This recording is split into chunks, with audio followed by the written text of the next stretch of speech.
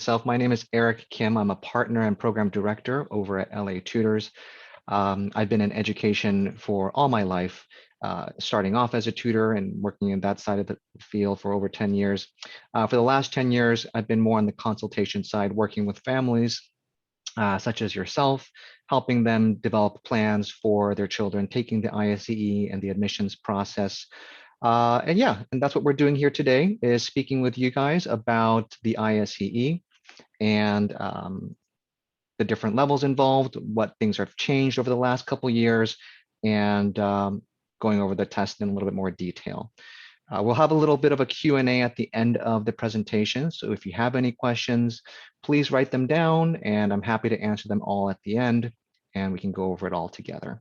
Okay, perfect. So the first thing I want to go into is the ISEE. Now, typically the ISEE was a test that schools required and private schools required as an entrance exam for entrance into 5th grade all the way up through 12th grade. One of the most important things I want to mention right off the top is that the admissions landscape has changed. The pandemic back in March 2020 sparked off this catalyst where students were no longer able to test safely, and schools took it upon themselves to take this as an opportunity to change their admissions policies. So what does that mean for you?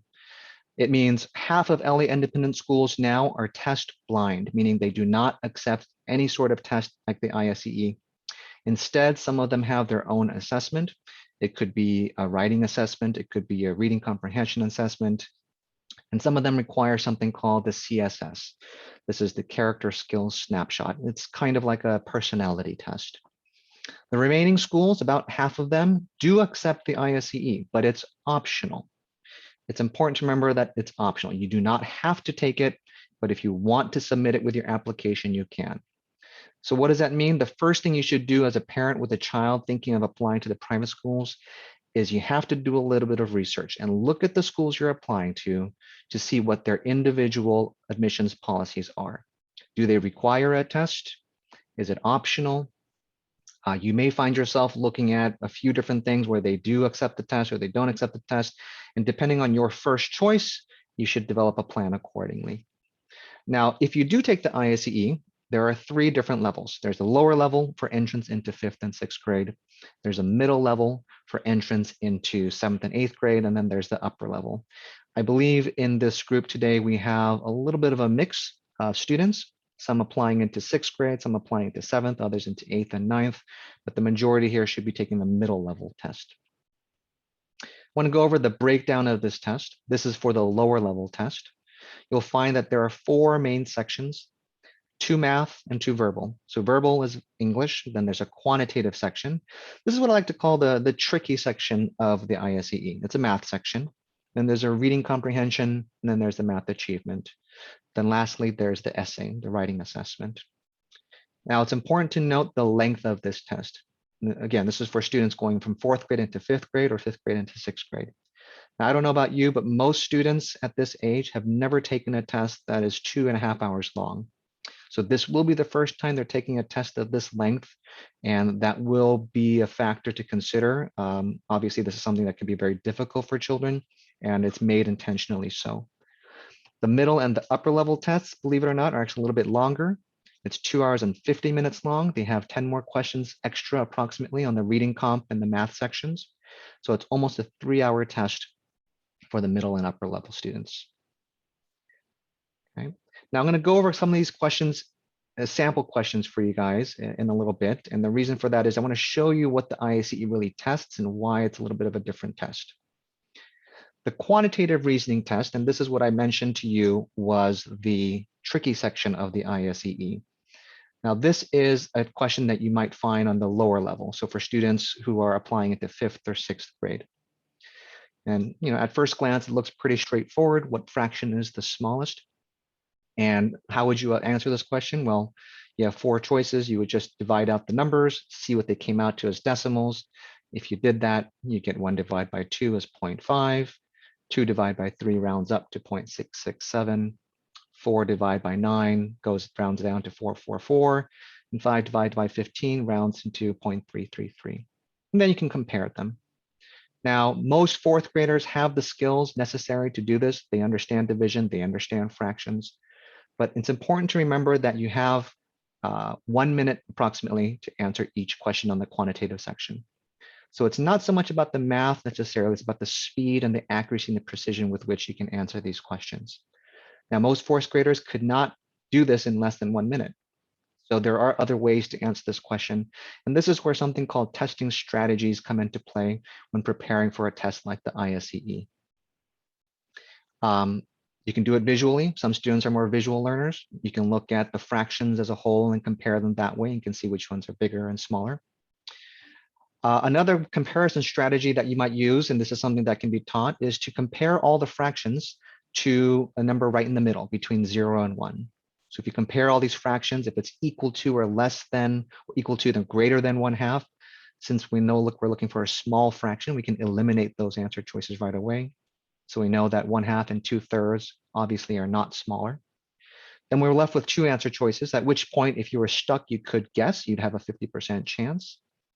But another way to go through this question is to compare the 2 answers here by looking at 5/15, simplifying to 1/3, taking 1/3, converting to 3/9. And when you compare those 2 numbers, obviously, we know that 3/9 is less than 4/9, and the answer choice is D. Seems like a roundabout way to answer the question, but again, the key here is that we're trying to answer these questions accurately with less than 1 minute. So I want to go over a middle level question, and this is for the ISEE middle level. So this is one that you'll see very commonly. It's test an algebra concept. Algebra is common throughout the ISEE. For a middle level student, most 5th grader or 6th graders applying into 7th grade have just finished 5th grade and have not taken algebra. Might have seen some pre-algebra concepts if they're a little bit advanced. But again, these are questions that you'll see testing, not just have they seen it before, but how comprehensively do they understand these concepts. Now, for this type of question, you're given 2 different columns and some information in the middle. And your job as a student is to compare the 2 different columns, column A and column B, and tell me which side is bigger. You choose answer choice A if column A is bigger. You choose answer choice B if column B is bigger. Answer choice C if they're the same. And you choose answer choice D if not enough information is given. So if you look at x squared equals 25, you can usually infer that obviously x equals 5. Well, if you plug that in, we know 2 times 5 is 10, and compare it against 5, column B must be bigger. But most students, and this is a very common mistake, don't realize at this age is that x can also equal -5. So when you take -5 and you plug that in, you end up with -10 on the right and -5 on the left. And we know that -5 is actually bigger than -10. The answer choice now becomes A. But if you have 2 different answers, well, the actual answer is D. Not enough answer information is given. So you can see why these questions tend to be tricky. There's always a initial guess where you can kind of, looks right away that 2x must be bigger than x. But after a little bit of thought and a little bit of understanding, you know that the answer choice is actually D. Wow, bro. So I'm going to go through a verbal reasoning question here. And this is one for the lower level test. And again, the vocabulary, the reason I bring this up here is to give you a sense of the vocabulary level they're looking for students taking the ISEE. The lower level test, again, is for students applying into 5th or 6th grade. And these are just 2 examples. There's a word, and you have to tell me what the most closest synonym to it out of the answer choices might be. So if you look at the first example I'm giving here, the word confide, the best way to do this, obviously, is if you know the word, it's great. But if you don't know the definition right off the bat, there is some things and some strategies you can employ, like understanding and memorizing prefixes, suffixes, and roots. So if you take the word confide, you can break it up into a prefix, con, which means with, and then fide, fid, which means trust. And then if you compare the answer choices here, there's obviously one answer choice that has the word trust in it, and that would be the correct answer choice. If you look at the second question or example I'm giving you here, beneficial, we know that the prefix ben, bene means good. And then we can take a look at the answer choices, use process elimination, You can cross out dangerous and hazardous because we know those are bad kind of words or have a bad connotation. And then we're left with the two answer choices here. And even if you don't know what the word malicious meant, you could infer from the prefix mal, which means bad, that it has a bad connotation, and you're left with the answer choice C.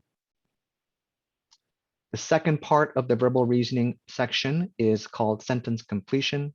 And this one generally just requires a stronger vocabulary to answer correctly. You're given a sentence. There are context clues you can use, of course. When Albert came home past his curfew, his mother gave him a sharp blank. We know that's got to be something, I guess, negative, not necessarily negative, maybe negative from the kid's point of view. But we understand what the meaning is supposed to be, right? And then it's just a matter of, do you know what the answer choices mean? If you do, then you know the answer choice would be C. But looking at the word choices here, it's very clear to see that the vocabulary expectation is very, very high. This is one of the sections that you see students struggle with when it comes to if they have a weak vocabulary or students are not strong readers. If you are a strong reader, a lot of the times you'll see students do better on this section. But again, there are some strategies you can do to prep for this exam. So why is this test so difficult? I've given you a couple of examples, but the real difficulty comes here because the ISEE is designed to test students at multiple grade levels. So if you're, like I said, if you're applying into lower level or taking the lower level test, you're taking either going into 5th grade or 6th grade, and it's the same test given to both students. On top of that, you have to look at the comparison. So the ISEE is graded on a comparison level. So each student is compared against the same level students applying into that same grade. But when you look at the applicant pool, most students applying to private schools tend to do academically better than students who aren't applying into the private school curriculum. So what does that mean? The ERB wants a nice normalized distribution. They want an even distribution of scores. So they put in intentionally really, really difficult material so that very few small percentage of students get them all correct. The percentile and stay nines here, we're talking about students who are maybe 3 years above their grade level. Those are the ones that might get everything correct. So you're looking at questions for the middle level math that contain algebra 2, geometry, same with the upper level. And most students in 5th grade, 6th grade have never taken algebra 1, let alone algebra 2 or geometry.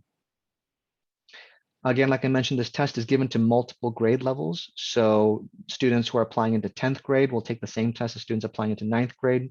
So they need extra hard material to test that as well. And lastly, like I mentioned, it's very, very fast paced. So even if you know how to answer the question, you have to be able to answer the questions about 1 question per minute. And it takes a lot of practice and a lot of confidence to be able to do without going back and making mistakes.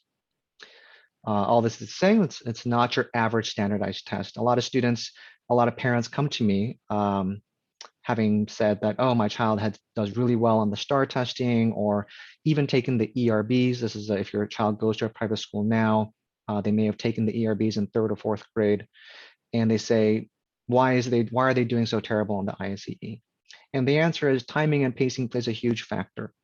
Even the ERBs, which is the same parent organization, while the format of the questions are the same, the difficulty is more grade level, and there's no timing component.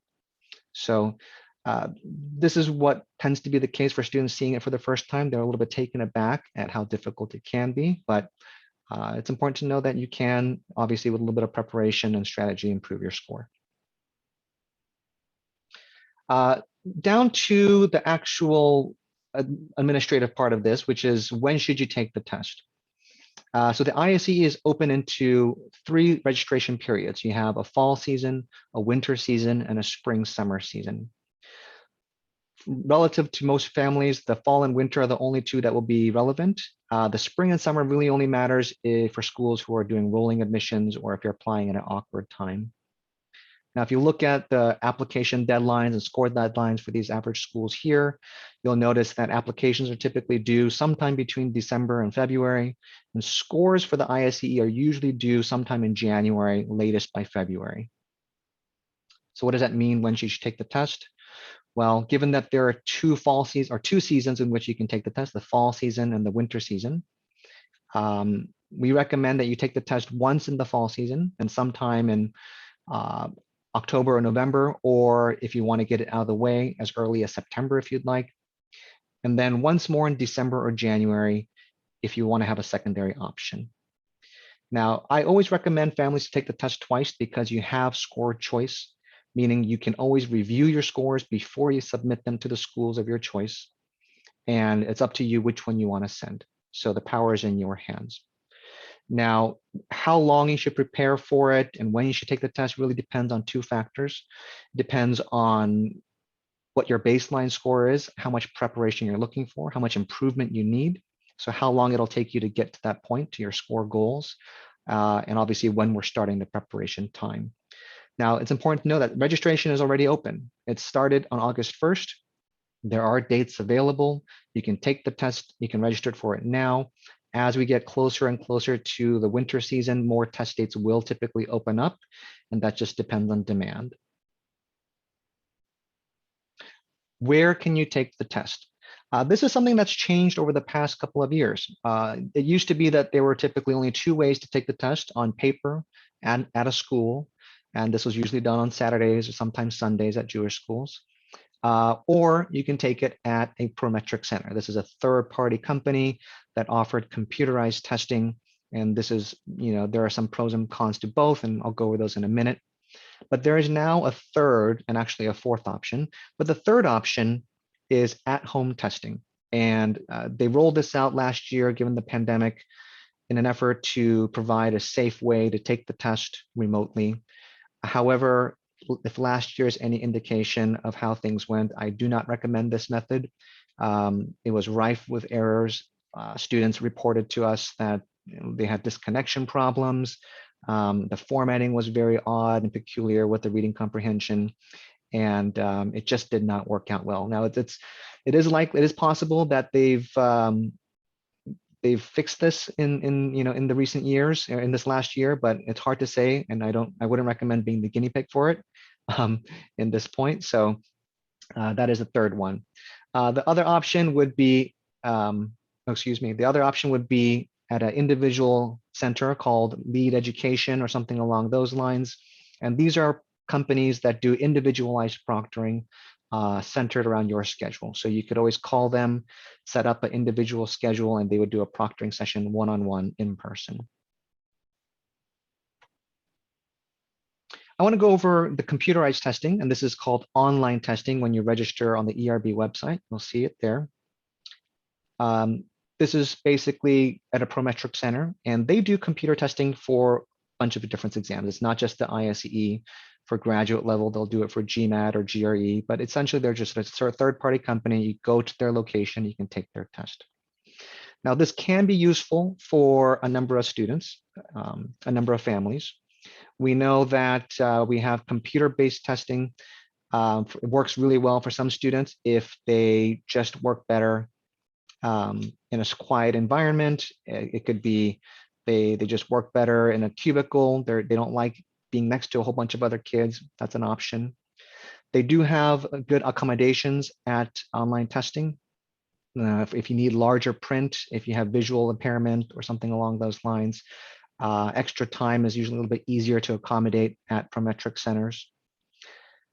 They also have a portion for the essay, which is now has to be typed. So depending on the student, some students are terrible handwriters. I know I was growing up. And if your essay is illegible, obviously that will count against you. It doesn't look very good. So if you can type your essay accurately, then this might be a benefit to you. Now, it's important to remember that this is typed without spell check or grammar check. This is not Microsoft Word. You won't get a little red squiggly line or a blue squiggly line when you make a mistake. This is one where you have to type it out correctly, and that's it. There is scratch paper involved for the Prometric Center, so that's good to know. When you're taking the math questions, they don't have to do everything in their head. But one thing to keep in mind, it's a little hard to keep organized when you're doing your math work separately from the actual test. So that will take some practice. One other thing to think about with scores and the different type of testing is that paper test scores take a little bit longer because they have to mail them in before they get graded, whereas online tests get scored right away. Now, if as long as you take the test within a week before the applications are due or the score deadlines are due, you're usually good to go. So for a school like Harvard Westlake, the test scores are due on January 14th when the applications are due. So the latest I would recommend scheduling your second exam in January would be January 7th. For Geffen, I would say take the test at no later than December. And for a school like Oaks Christian, obviously any time in January would be okay. So I want to go over how this test is scored, what you can expect to see on a score report and what you can interpret that, how it means. So everybody's score gets basically converted into a percent correct or a percent incorrect. That is the raw score. And this number is between 760 and 940. It's not really relevant. However, it's important to know that there is no guessing penalty, meaning if you skip it, it's considered wrong. So students on the actual test should always guess on the exam. You have a 1 in 4 chance of getting it right. So you might as well give it a shot. Now this score is then converted into a percentile score. I'm sure you remember I said before that student scores are compared to those of their peers. So all the incoming 7th graders, their scores are compared to all other incoming 7th graders in your ranks. How many other students did you do better than? So if you get a 75th percentile, that means you did better than 75% of other students in the same grade. This percentile score is then used to come up with a Stanine score. So I know this is a lot of converting, it can be a little confusing, but I'm going to give you a chart that breaks it down in a little bit easy to understand way. The Stanine score is a number from 1 through 9. Same thing as the percentile, it's just an easier way of looking at it. A Stanine score of a 1 and a 9 represent the bottom and the top 3 percentile. So if you get a 9, that means you did better than 96% of your peers. If you get a 2 or an 8, it represents the middle, the next 7 percentile, and then a 3 and a 7 are the next 11 percentile. A 5 represents the middle 20th percentile. Now, this is a visual way to look at it. The 5 represents the most number of students. So while a 5 out of 9 might seem like a bad score, actually, it's you're doing pretty okay. So you can do better than most of your friends. Most of the people do better than 60% of your peers and still get a 5. So what's a good score? Well, the short answer is it varies. Many factors can really affect your score. What's a good score? Admissions process, but the main thing to remember is that's only one part of your application. In fact, now with the pandemic and the changing admissions policy, that's even smaller part of your application process. Ultimately, if you get lower than average scores, it can either hurt you, higher than average scores can help you. With that in mind, I want to go through a number of schools that still require, or not require, but have the ISEE option as a part of their admissions process to give you an idea of what they might be looking for and what to expect and what you should be shooting for. So again, it's important to remember that about half the schools in LA don't require or are test blind altogether, and the other half are test optional. So these are schools that you'll see accept the ISEE, but as an optional component of the applications process.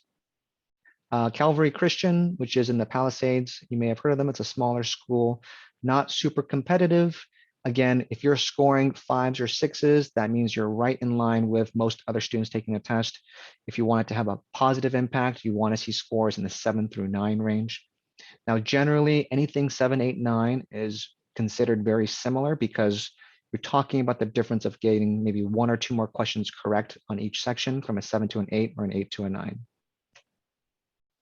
For a school like Geffen Academy, which is a lot more popular, we have grades 6 through 12. Again, we're looking at a score range here between 7 through 9 to have a positive impact of the score, a 5 and 6 if you're right in line with other applicants. And again, schools like Geffen tend to be a little bit more well-rounded. They're looking at scores that can range from 4s all the way through 9s. It depends on other parts of your application. We have a school like Vistamar.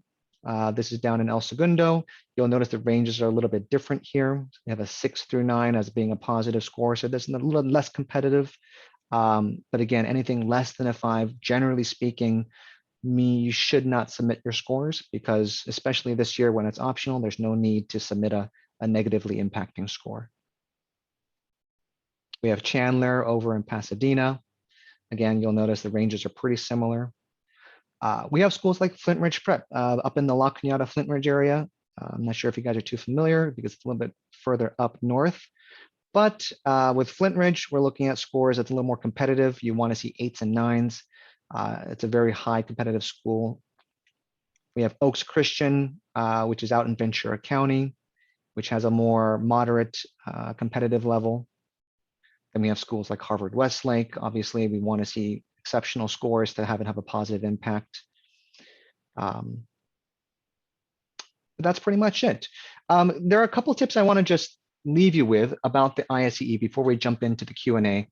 The most important thing to remember is that because this test is so difficult, if you are going to prepare for it, it's important to set realistic expectations. There's a lot of content to cover. There's a lot of material to cover. And in 3 months' time, there's only so much you can do. I've seen incredible improvements in this test. I've seen 3 or 4 Steinheins improvement in 2 or 3 months' time. It's definitely doable, but it requires a lot of work. Like any skill, taking a test like this, practice is key. Taking practice tests is important. Practicing these types of questions is important. These are questions that they don't typically see in school. If you guys remember the math question from the quantitative with the fractions, the students know how to do the math. They don't know how to apply it in these types of questions quite yet. So it takes a lot of practice to get comfortable doing so in a very quick and timed environment. Lastly, I would strongly encourage you to visit the schools right now if you can. Obviously, with the pandemic raging, it may or may not be possible, but they have virtual tours available. But do some research. Look at the schools to find what the best fit for your child might be. A lot of students and families come to me and say, oh, I want to send my kid to the Gold Standard or Harvard Westlake or whatever the school might be. But it's important that some schools' environment is not the best for every single student. Some students thrive in hyper competitive academic environments. Other students don't. And what we want for our children is the best opportunity for success. We want to give them an environment and a school and a culture where they can do well and get a great GPA and make great connections and friends and ultimately set them up for a great university. And that's, I think, important to remember, is the end goal is what school will best give them that opportunity. And that's pretty much it for the ISEE. So at this point, I'd love to open it up to see if anybody has any questions. I do want to mention that after this webinar is over, if you guys want to take a sample diagnostic test, we have a short 1-hour version that will give you that baseline score. It'll give you an opportunity to see where your child is and realistically what type of improvement you can see given their strengths and weaknesses. The score report, I'll just skip again here. We'll see something like this. You'll have a range of Steinhein range of what you might see, as well as a breakdown graphically of what areas they might need focus on. But again, this is something that we'll provide to you free of charge. If you want to chat in the chat your email and the grade level you're applying into and the student's name, we'll be happy to send you that diagnostic test over the weekend, and we can grade that for you and go from there. So at this time, if you have any questions, feel free to unmute yourself, and then we'll go from there.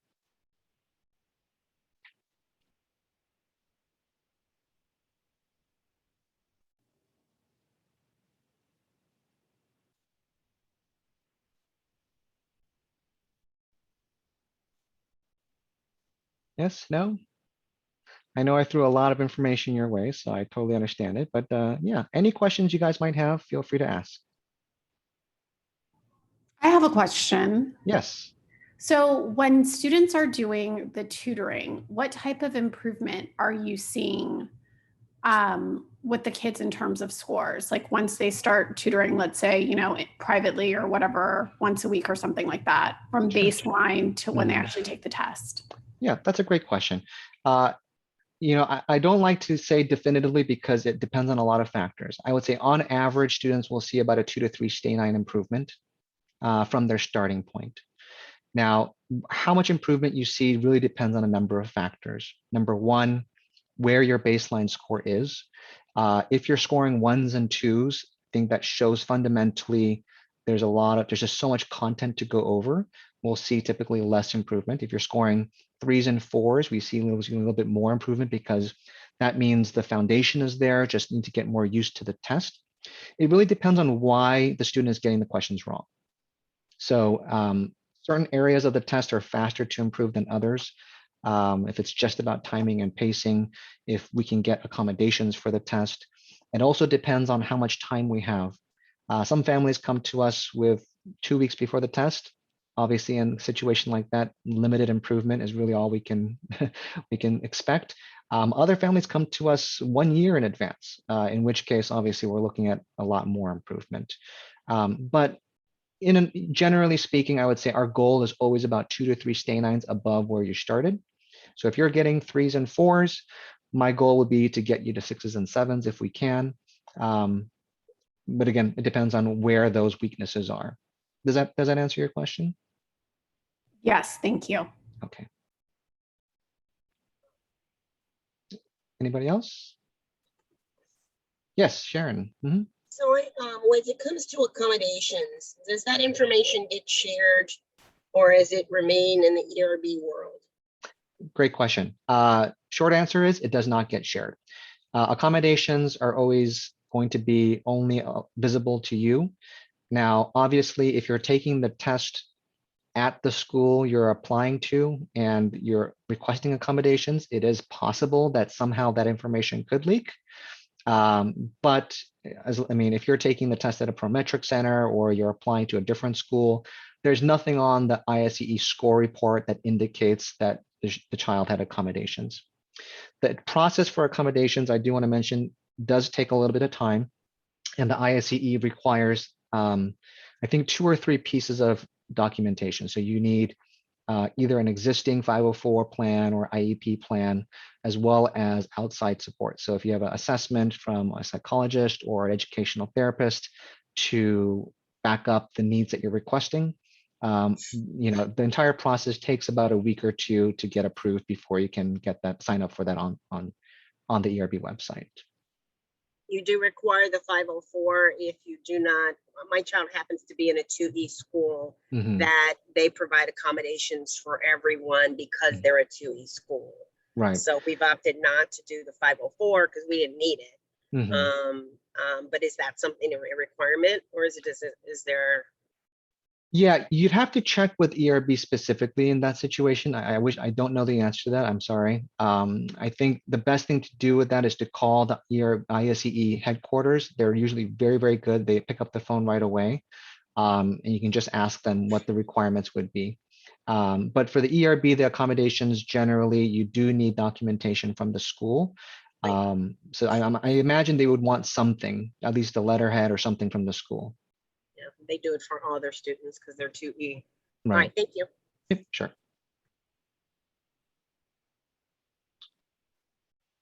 Any other questions?